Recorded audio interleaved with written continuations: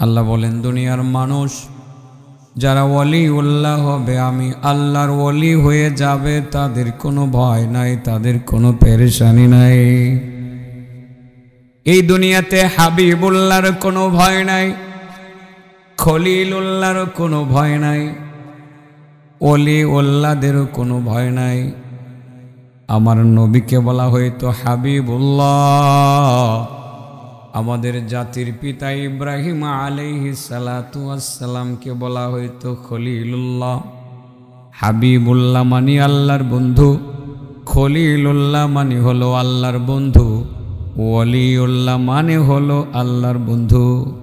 অর্থ কিন্তু একটাই, কিন্তু এক একজনের সাথে এক একটা নাম রে আমার আল্লাহ লাগায় দিছে। আমার নবী হলেন হাবিবুল্লাহ। ইব্রাহিম নবী আমাদের জাতির পিতা, তিনি হইছিলেন খলিলুল্লাহ। আমরা হইতাম চাই ওলিউল্লাহ। চাই কি চাই না? আজকেই না আগামীকাল? নগদ না বাকি? কত শুনবেন? 2 ঘন্টার কাছাকাছি, প্রায় 2.25 ঘন্টার উপরে কথা বলছে হযরত মাওলানা আবুল হাশেম মোল্লা। তবে এটা ওনার জন্য স্বাভাবিক, 2 ঘন্টা আলোচনা স্বাভাবিকভাবে সে করে। হ্যাঁ, না আল্লাহ তারে পারায়, আমরার মতো তার ভিতরে অত দুর্বলতা নেই। ওয়াজ শুরু করলে 2 ঘন্টা আলোচনা আলহামদুলিল্লাহ এখনো পর্যন্ত একেবারে একটানা করতে পারে আমার এই ভাইরা। আমি বরাবরই দেখে আসছি, বিভিন্ন জায়গায় দেখা হয়, টানা 2 ঘন্টা আলোচনা করতে পারে। আর আমরা 1 ঘন্টা কথা বললে হাঁফায় যায়, আর বেশি বললেও মানুষ কয় উঠছে না, আরও লাগবো। 1.5 ঘন্টা করলেও হুজুর এত কম ওয়াজ হয়েছে, কেমনে জানি গেছে গা সময়টা। 1 ঘন্টা ওয়াজ করলাম, কেমনে গেল গা সময়টা। পরে চিন্তা করে দেখছি বেশি কইও আর খুশি করন যায় না, এই লেগে আমি কম কইয়ে ছেড়ে দিই। কথা বলছেন না? ওলিউল্লাহ হন তো নাকি? হ্যাঁ, এই মেয়ে ওয়াজি কেড়ে আইছে না, আল্লাহর ওলি হওয়ার দরকার আছে না? কয়টা কাম করন লাগবো? কয়টা? 3 কামে ওলি। কয় কামে ওলি? আল্লাহর ওলি হওয়ার জন্য গিয়ে আপনার ওই পীর সাহেবের দরবারে ভর্তি হইয়া 40 বছর তার খেদমত করানো লাগবে না, জরুরি না। এটা আরেক কাম। আল্লাহর ওলি হওয়ার জন্য আপনার কোনো মাদ্রাসার ভর্তি হওয়া লাগবে না। আল্লাহর ওলি হওয়ার জন্য হাফেজ আলেম হওয়া জরুরি না। হাফেজ আলেমদের মর্যাদা আলাদা, সেটা আল্লাহর দরবারে আছে, অনেক বড় মর্যাদা আছে।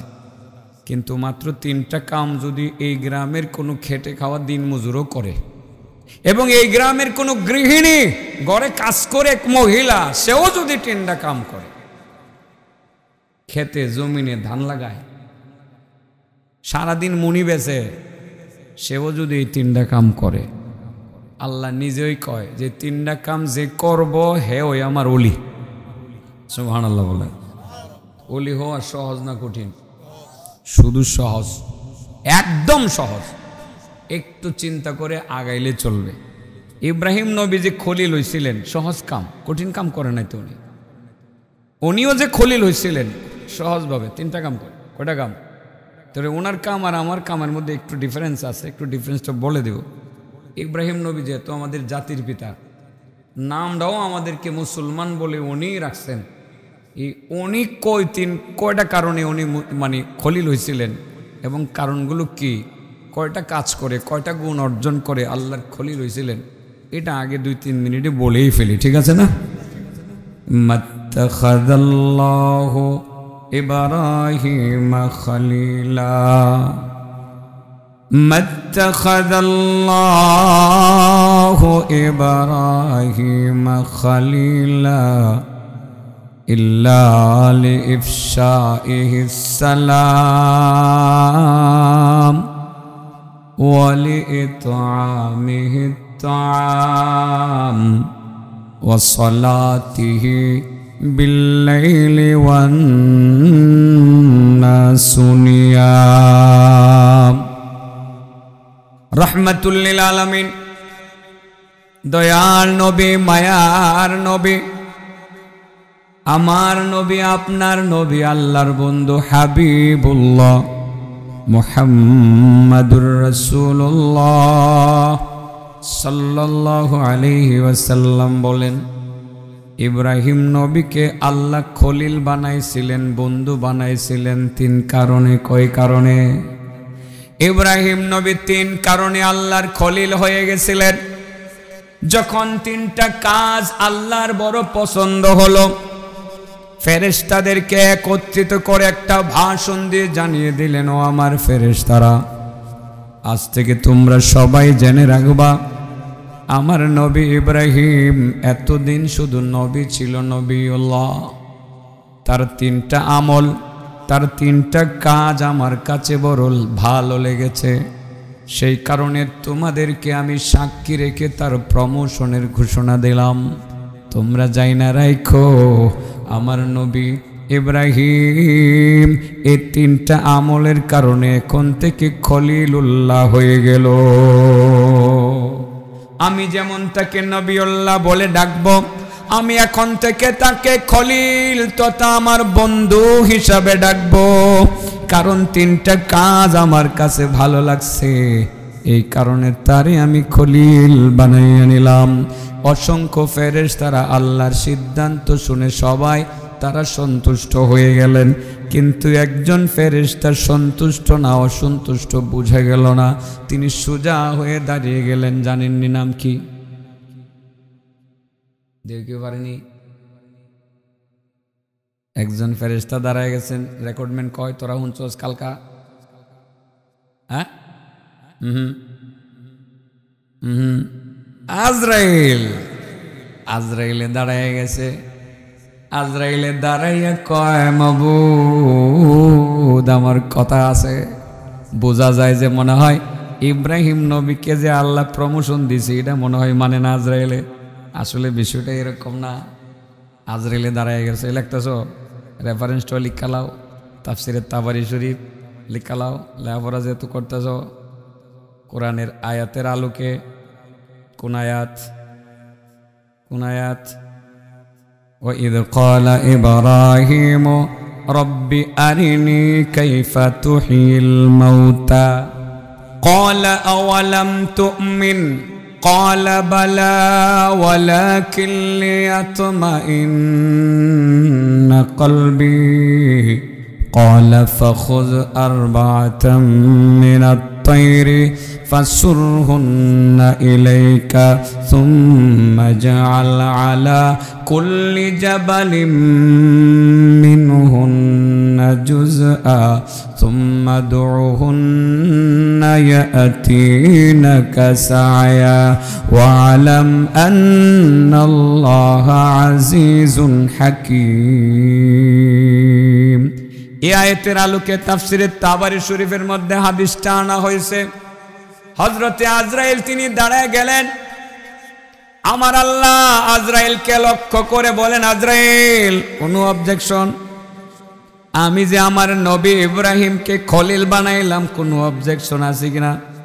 ইব্রাহিম নবীকে খলিল বানাইলাম, তোমার কোনো আপত্তি আছে কিনা? আজরাইল কয়, মাবুদ কোনো অবজেকশন নাই। কোনো কোশ্চেন আছে? No question. কোনো কোশ্চেন নাই, কি আছে?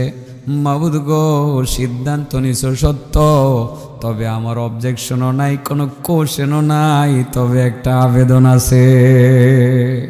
কিসের আবেদন? আল্লাহ তুমি একটা উসিলায় আমার ইব্রাহিম নবীর বাড়িতে একটু পাঠাইয়া দাও, আমি একটু বেড়াইতে যাইতাম। আজরাইল তো জানে ওই যে খবরটা প্রমোশন দিছে আল্লাহ 3 কারণে, এটা জিবরাইলে লিয়ে যাবো খবরটা। আজরাইলে অগ্রিম মাবুদ আমারে তো এমন কাম দিছো, খালি মানুষের সিফাদা ধরে খালি মানুষ মারি। মাবুদ একটা বালা কামের লাগে আমার পাঠাও না। মাবুদ তুমি একটু তোমার নবীর বাড়িতে পাঠাও না, আমি তার প্রমোশনের লেটারটাও দিয়া মনে, আর একটু বেড়াইটারে আমনে, তার লোক একটু খাতির খুতির কইরাও মনে। আবেদনটা খুব বেশি খারাপ না তো? ওই আমার নবীরে কি কইতো হাবিবুল্লাহ, ইব্রাহিম নবী, আর আমরাও কি হমো অলিউল্লাহ, কি হমো? কয় কাম কইরা মনে হয় এটি যে বুঝছে আর উঠতো না। আমি গড়ি দিকালে ঠিক 12:16 ছেড়ে দিব ইনশাল্লাহ। 12:16 না, ও আছে এর ভিতরে শেষ করুন যাব, টেনশন করার কোনো কারণ নাই। কারণ বুঝছি তো আমি, আপনারা তো আসলে অনেক মানুষ হয়েছিলেন, আর এই কয়জন যে বসে রয়েছেন আমার জন্যই বসে রয়েছে। এত রাত্রে তো বসে থাকার কথা না, আমি কেন কষ্টের কারণ হব? ও গেছিলাম আবার আই পড়ছেন। হ ঠিক আছে। ইব্রাহিম নবী, আচ্ছা আমরা অলিউল্লাহ অমুক কয় কাম করা, ইব্রাহিম নবী খলিলুল্লাহ হয়েছিলেন কয় কাম করা কইছি না না এই কথা। আজরাইল লেখা রয়ে গেছে, কেটা খারিছে? আল্লাহ মাবুদ দেও না অনুমতিটা, তোমার নবীর বাড়ি যাইতাম। আল্লাহ কয় তুমি যখন চাইছো আচ্ছা এই কামান তুমি করে আইও। জিব্রাইল কইছে না আর কি। এবার আজরাইলে বিকালবেলা আইসে বলছে ইব্রাহিম নবীর বাড়িতে, আইসে লেটার লইয়া, প্রমোশন লেটার। কি লেটার? প্রমোশন লেটার লইয়েছে আর কি, যে আল্লাহ যে নবীউল্লাহর পাশাপাশি খলিলুল্লাহ বানাই দিছে, এই প্রমোশনের সংবাদটা লইয়েছে। আয়া দেখে ইব্রাহিম নবীর বাড়িতে নবী নাই, কারণ আল্লাহ তো খালি বাড়িটা চিনাই দিছে, উনি যে কই গেছে এটা তো চিনাই দিছে না। আর ফেরেশতারা এমন, আল্লাহ যেটা কইব জুটটুক কইব একটুকু জানবার বেশি জানতো। আল্লাহ যদি কয় 1 ইঞ্চি, হেরা 1 ইঞ্চি হই, 1 ইঞ্চির পরে 100টা ওটা, ঠিক না বেটি?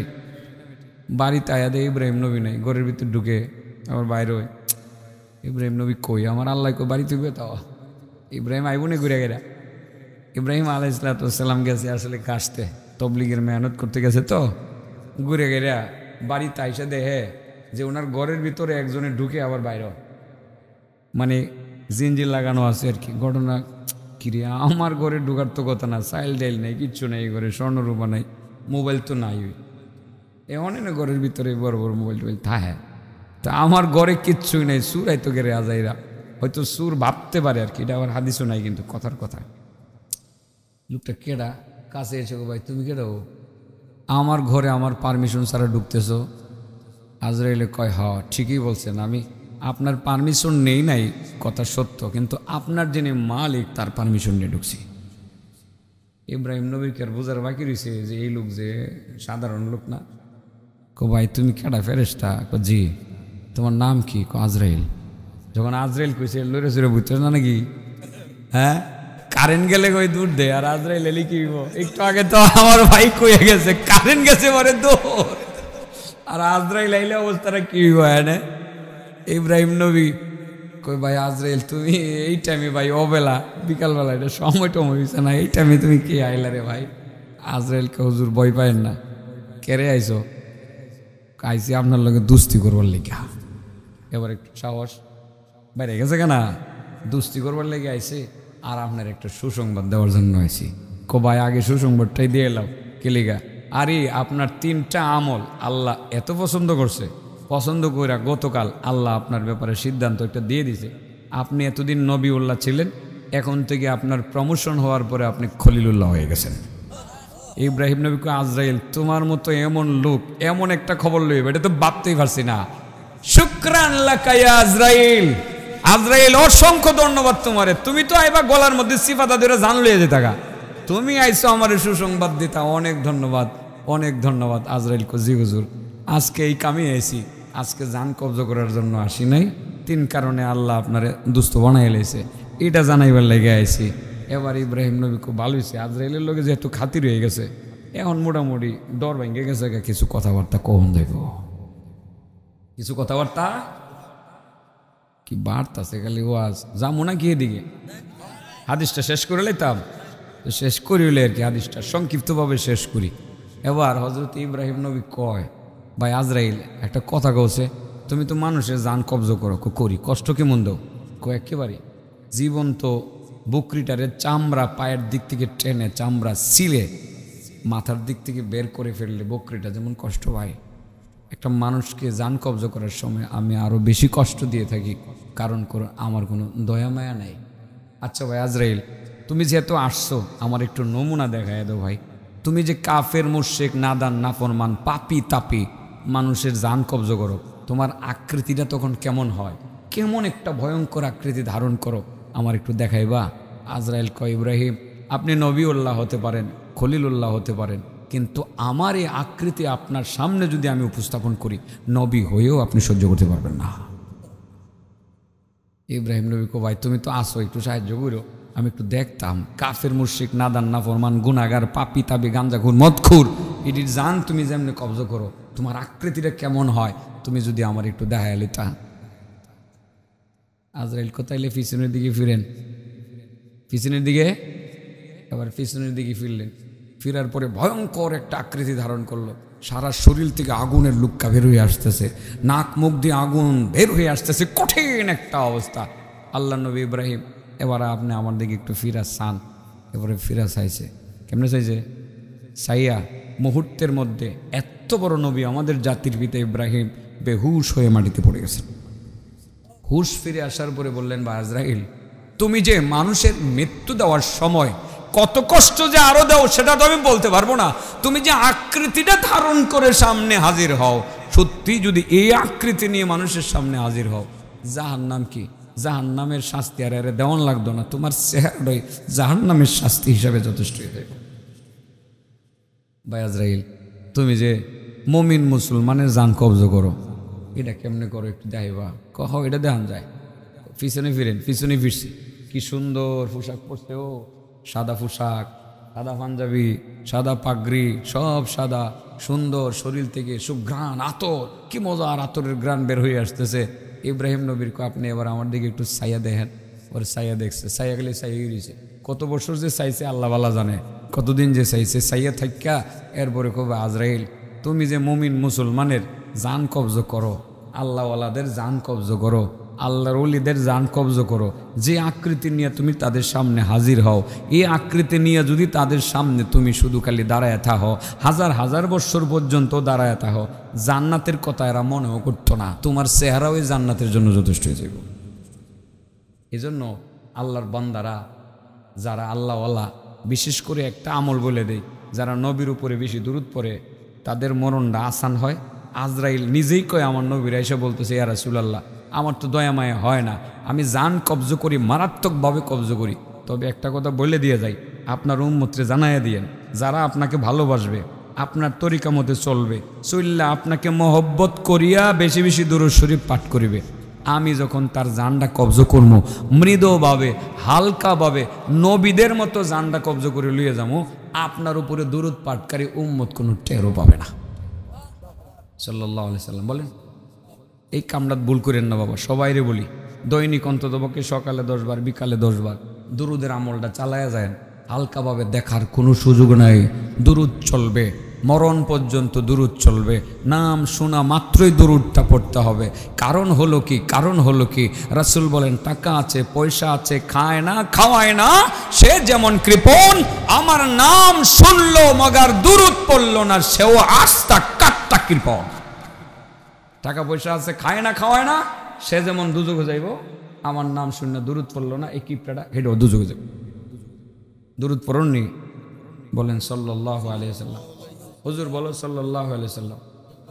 ঘুমাই পড়ছে, ওই করতে জানি কই গেছিলাম গা, আমার নবীকে হাবিবুল্লাহ বলে, ইব্রাহিম নবী খলিলুল্লাহ, আমরা অমুকি। ইব্রাহিম নবী খলিলুল্লাহ কয় কারণে?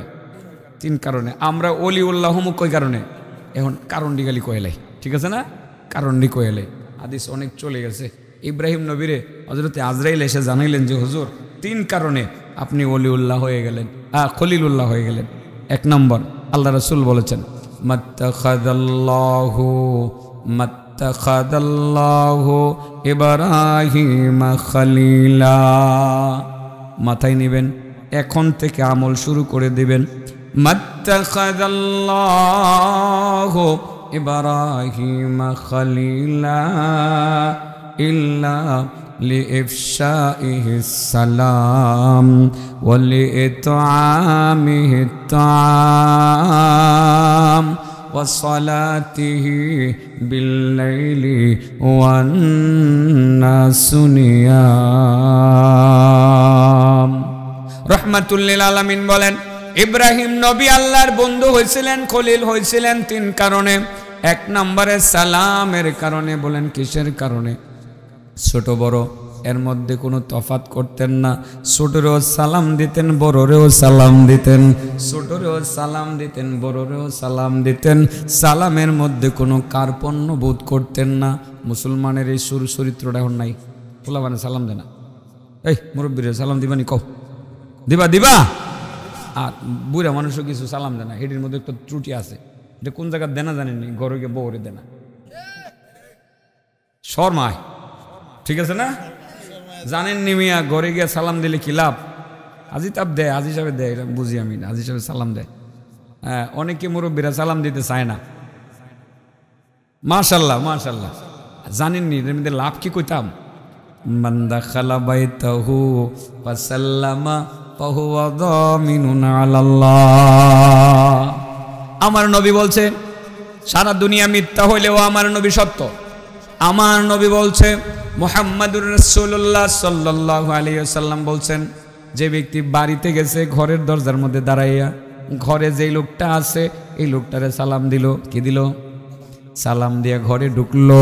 সালাম দিয়া ঘরে ঢুকার পর যতক্ষণ ঘরে থাকবে ততক্ষণ পর্যন্ত এই লোকটা আল্লাহর জিম্মাদারির ভিতরে থাকবে। আল্লাহ ডাক দেয়া বলেন, আমার বান্দা তুমি ঘরে ঢোকার সময় সালাম দিছো, যতক্ষণ তুমি ঘরে থাকবা ততক্ষণ তোমার জিম্মাদারি আমার কাছে। তুমি বেঁচে থাকলে রিজিক দিব, সমস্যা হলে সমাধান করে দেব। আর যদি তুমি ঘর থেকে বের হওয়ার আগে মারা যাও, আমি আল্লাহ নিজ দায়িত্বে তোমারে জান্নাতে পৌঁছাইয়া দিব। এই বাচ্চারা মুরব্বীরা সালাম দেয় না, আর মুরব্বীরা ঘরের ভিতরে গিয়ে সালাম দেন। আজকের থেকে আমলটা চলবো নি। আর এই মেয়ের সরমটা বাঙ্গালে চলে, এই বুঝো না বাঙ্গন যেত না সরমটা। আর সরম আসলে এটা সরম আমারও লাগছে আগে, সরম এসা করতেই পাইছিলাম, সরম এটা লাগে। ওই আমিও বুঝছি, আরে আমার বাপেরে সালাম দিতে শরমাইছি আগে, এমন মনে আছে তো। মারে সালাম দিতে শরমাইছি, ঘরে গিয়ে সালাম দিতে শরমাইছি, এখন সরমটা বাঙ্গালে আর কি। একবার সরম বাঙ্গালে কোনো অসুবিধা আছে নাকি? আমার চাচায় কইব যে 70 বছর বয়স পার হয়ে গেছে, জীবনও দিছি না বউরে সালাম, আজকে গিয়ে দিতাম, এটা কেমনি দিই? আচ্ছা দিয়ে গেলাম। পরে গিয়ে ঘরের দরজায় দাঁড়িয়ে আসসালামু আলাইকুম রহমতুল্লাহ, চাচি কিরিটা এটা কিলো, জীবনে এই কাম করছে না, আজকে দিয়ে সালাম দিলে পরে শাড়ি দিয়ে মুখটা ঘুরে উত্তরটা না দেখি আপনি ওয়ালাইকুম আসসালাম। ওয়ালাইকুম আসসালাম কইয়া পরে খাইছেন না মনে হয় 12টার উপরে বাজে, ওয়াজ শুনে আইসেন, মুখটা হুকাই গেছে। আপনি বোন আমি তরকারিটা গরম করে লুই আই, একসাথে বইয়া আমিও খামো আপনিও খাইবেন। অন্য দিন গেলে খালি ফের করে, হ্যাঁ আইসে বাড়ি থেকে 12টা বাজে 1টা বাজে, এক করে যন্ত্রণার বাসি না, রাত 1টা বাজে 1:30 বাজে আয়ে দরজা গোলন লাগে, শান্তিতে ঘুমাই তারি না। অন্য দিন খালি এরকম খেস খেস বেজবেজ করে, আজকে কিন্তু এটা করছে না, ঠিক আছে না? এক সালামে সব ঠান্ডা, ঠিক আছে না? সালাম চলবো নি, চলবো নি? তাহলে আমার চাচায় চাচিরে দিব, ভাই আর বাবিরে দিব। তুমি তোর বিয়ে সাথী করছো না, কারে দিবা? কারে দিবা কও কারে দিবা? ঘরে কেটা আছে? মা আছে? মা আছে না? বাপ আছে? বাপ মা বাপ নাই, রে হে বলি ইতি, এই যে আমার মনটা খারাপ করে দিলি রে। আল্লাহ এর মাও নাই বাপও নাই, আল্লাহ তার দুনিয়ার সমস্ত সমস্যার সমাধান করে দে। তোর মা বাবা আছে রে, কারে দিবি ক? মারে দিবি? মারে কারে? এরপরে আব্বারে, ঘরে যে আছে ভাই থাকলে বাইরে দিব তো ইনশাল্লাহ সালাম। আমল করবানি, যদি আমল করো বাকি ওয়াজ কমু নাইলে থুয়ে যাবো গা, নাহলে ওয়াজের দরকারই নাই। এই আমল করবানি কও মাশাল্লাহ। বাচ্চারা সবাই সালাম দিবা তো ইনশাল্লাহ, ঘরে ঢোকার সময় সালাম দিবা তো ইনশাল্লাহ। এই সালামের আমলটা শুরু হয়ে যাক না, এটা আমাদের জাতির পিতার আমল ইব্রাহিম আলাইহিসসালাম। হ্যাঁ এই 1 নম্বরে উনি সালাম দিতেন, ইনশাল্লাহ আমরা সালাম দিব তো। 2 নম্বর কি বলে? আম খাদ্যদান, গিদান। ইব্রাহিম নবীর একটা কাম ছিল, উনি মেহমানদারি তো করতোই, মাঝে মধ্যে শুকনা রুটি লয়ে রাস্তাঘাটে ঘুরতো, ফকির মিসকিনদের একটু একটু একটু একটু দিয়ে খাওয়াইতো। সুবহানাল্লাহ, পারলে এই কামটা করবেন। এটা ইব্রাহিম নবীর মধ্যে ছিল, আমার আল্লাহর বড় পছন্দ হয়েছিল, এই জন্য খলিল বানাইছে। আরেকটা আমল যেটা এটা আসলে সুটাপ, কঠিন, ইচ্ছা করলে সহজ। এটা আমার মতো লোকের জন্য কঠিন, আর রাত 12টার পরে যারা ওয়াজ শুনে হেগোর জন্য কঠিন। তাহাজ্জুদ, সলাতিহি বিল্লাইলি ওয়ান্নাসু নিয়াম। এই জন্য ওয়াজ এটা 12টা পর্যন্ত না নিয়া এশার নামাজের আগে শেষ, পারলে মাগরিবের আগে শেষ, দিনের বেলা শুরু করে। মানুষ এখন ওয়াজ শুনে দিনের বেলা, শুনে কি না? আমি এটার সবসময় বলে আসতেছি মানুষকে যে আয়োজনটা দিনে করেন, আল্লাহর হস্তে দিনে করেন। রাত্রে যাতে গিয়ে আরামে ঘুমায়া রাত 4টা বাজে জায়গা, 3টা বাজে জায়গা, তাহাজ্জুদটা পুরা নিজের লাগেও যাতে দোয়া করতারি, আপনার লাগেও যাতে দোয়া করতারি। আমি কথা দিলাম, যদি মাহফিল দিনের বেলা সব চালু হয়ে যায়, রাত্রে যদি ঘুমাইয়া শেষ রাত্রে যদি তাহাজ্জুদ বন্টাম পারি, যারা এই আয়োজন কইরা সহযোগিতা করলো বাংলাদেশে, আমি যতদিন বাচ্চা থাকবো ততদিন হেদের লাগে তাহাজ্জুদ করে দোয়া করব। আমি বুঝে দেখছি তাহাজ্জুদ, ইব্রাহিম নবী তাহাজ্জুদ পড়তো, সেই নবীর আমরা সন্তান। আমার নবী তাহাজ্জুদ পড়তো, বড় গলায় ওয়াজ করি, তাহাজ্জুদের ওয়াজ করি, ফজরের জামাতের ওয়াজ করি, নিজেই এই সমস্ত আমল করতাম পারি না। আমার মনে হয় আল্লাহ যদি ধরে আড্ডি একটাও রাখতো না, গোড়া করে লেব। ওয়াজ করে লাভ কি? ওয়াজ করে লাভ কি? ওয়াজ করে লাভ কি? নিজেই যদি আমল না করতাম পারি, লাভ আছে কোনো? ইনশাল্লাহ তাহাজ্জুদের সুবিধা হইব মাহফিলটার দিনে। মাহফিল কি অনেকে কাজ কামের দিন, আরে এই এলাকার মানুষের কাজ তো প্রত্যেক দিনই। ওয়াজ কি প্রত্যেক দিন? একদিন আইব, আইতো না? আইব। আজকে আমি জোহরের নামাজের পরে বয়ান করছি ময়মনসিংহ। কি একটুক মানুষ, এর অন্তত পক্ষে 30 ডবল লোক হয়েছে জোহরের নামাজের সময়। এই মাঠটার 7টার মনে হবো মাঠ কানায় কানায় বুড়ে গেছে গা, জোহরের নামাজের পরে কানায় কানায় বুড়ে গেছে গা। লম্বা বয়ান করছি ওখানে ময়মনসিংহে। মানুষ হয়েছে না? এই ময়মনসিংহের মানুষ কি কৃষিকাজ করে না? অমানে খাইয়া দেয় জোহরের নামাজের পরে মাঠ বুড়ে গেছে গা। এটা আপনারা অভ্যাস করবেন, ইনশাআল্লাহ আপনাদের এলাকায় চালু হবে। এবার বলেন ইব্রাহিম নবী, মাশাআল্লাহ, আল্লাহ কবুল করো। ইব্রাহিম নবী আল্লাহর বন্ধু, খলিল হয়েছে কয় কারণে? 1 নম্বর সালাম, 2 নম্বর খাদ্যদান, 3 নম্বর তাহাজ্জুদ। মন থাকবো? এবার আমার নবী হয়েছে হাবিবুল্লাহ। কেমনে যে হাবিবুল্লাহ হয়েছে? আমার নবীর গুণের কোনো শেষ নাই, এটা শেষ করুন যাইতো না, কারণ উনি নবীদের সর্দার। আমার নবীর গুণের শেষ নাই। আজকের এদিকে গেলাম না। ইব্রাহিম নবী 3 কারণে খলিলুল্লাহ হয়েছে। আমার নবী হাবিবুল্লাহ তো প্রথম থেকেই হয়ে গেছে, ঠিক না বে? ঠিক। আমরা হয়ে যাবো অলিউল্লাহ। এবার কেমনে হইতাম আমরা? অলিউল্লাহ কেমনে হইতাম? শোনেন, আল্লাহ কয়ে দিতেছে আমরা কেমনে অলিউল্লাহ হইতাম। রেডি? হ্যাঁ। সালাসুম মান হাফাযা আলাইহিন্না কানা ওয়ালি হাক্কা। সালাসুম মান হাফাযা আলাইহিন্না কানা ওয়ালি হাক্কা ওয়া মান দাইয়াহুন্না কানা আদুই হাক্কা। আসসালাতু ওয়াসসিয়ামু ওয়াল গুসলু মিনাল জানাবা। মাথায় রাখবেন, আল্লাহ নিজেই বলেন আমার বান্দাদের মধ্যে যারা মাত্র 3টা আমলের প্রতি যত্নবান হবে, আমল করবে বলেন নাই, যত্নবান হবে বলছেন।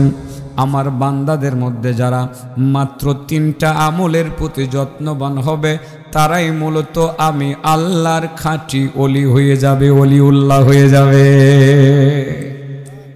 এর মধ্যে 1 নাম্বার হলো, ওয়াজ তো সারা রাত করতে পারবো, অনেক করতে পারবো, আসল ওয়াজটা মাথায় লইয়া আজকে আমলে লইয়া যাইবেন। 1 নাম্বার হইল আসসালাতু। 1 নাম্বার কি? নামাজ পড়তে হবে। নামাজ শুধু পড়লেই চলবে না, নামাজের প্রতি যত্নবান হওয়া লাগবে, নামাজের মতো নামাজ পড়া লাগবে।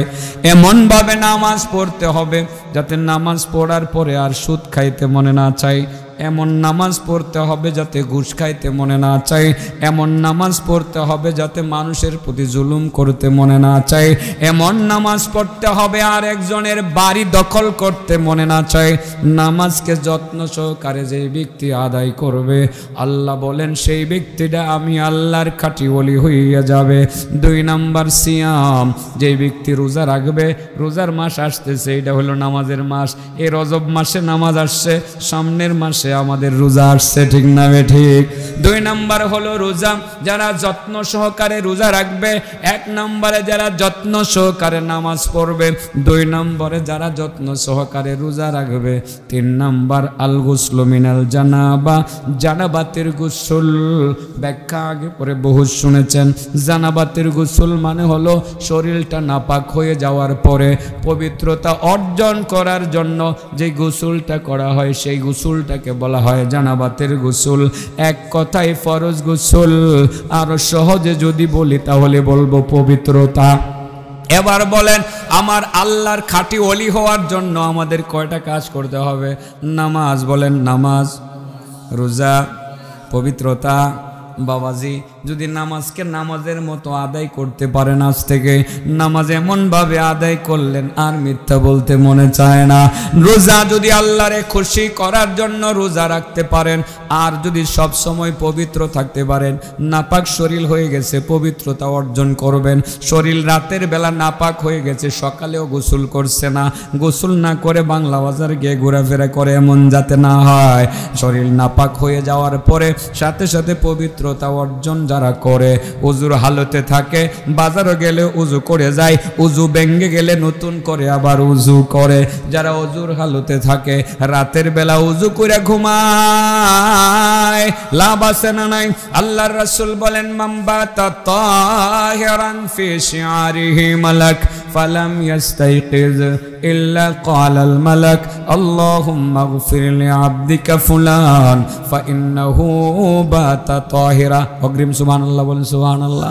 যে ব্যক্তি রাতের বেলা উজু করে ঘুমায়, কি করে ঘুমায়? উজু করে ঘুমায়, নারী হোক পুরুষ হোক, যে ব্যক্তি উজু করে ঘুমায় সারা রাত তার মাথার পাশে একজন ফেরেশতা তারে পাহারাদারি করে।